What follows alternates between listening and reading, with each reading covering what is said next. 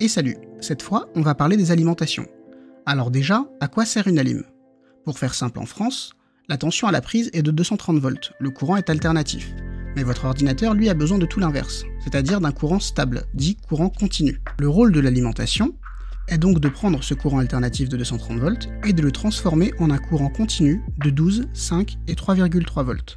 La LIM protège aussi votre ordinateur en cas de problème électrique. Ce qui nous intéresse, c'est de savoir comment choisir son alimentation. Déjà, on va parler puissance, en watts.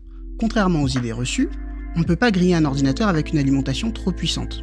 Car ce qui compte, c'est la puissance demandée par l'ordinateur, pas la puissance maximum que peut fournir l'alimentation. En général, une alimentation de 550 à 750 watts couvrira tous les besoins, même pour une configuration haut de gamme, tant qu'on utilise une seule carte graphique. Ensuite, il y a le rendement.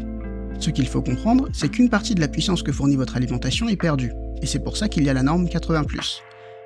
Elle sert à identifier les alimentations qui ont une efficacité de plus de 80%. Plus une alimentation est efficace, moins elle chauffe et moins elle fera de bruit.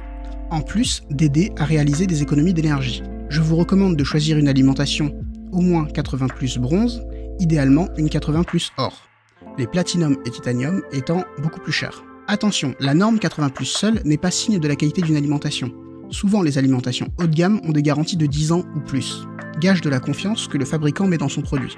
Sur une alim, vous trouverez des câbles qui servent à alimenter les différents composants. Ces câbles peuvent être détachables, on parle dans ce cas d'alimentation modulaire. Elles sont très appréciées car on sélectionne les câbles dont on a besoin sans s'encombrer des autres dans la machine. Vous pouvez aussi les changer pour des câbles plus courts, plus longs ou simplement plus esthétiques. Et pour finir, une alimentation peut être active, passive ou semi-passive. Une alim active dispose d'un ventilateur qui tourne en permanence. Une alim passive n'a pas de ventilateur, et une alimentation semi-passive ou hybride aura un ventilateur qui ne tourne qu'en cas de besoin. Et voilà, c'est tout pour cette vidéo, n'hésitez pas à la partager, laisser un commentaire, un like, et moi je vous retrouve dans la prochaine.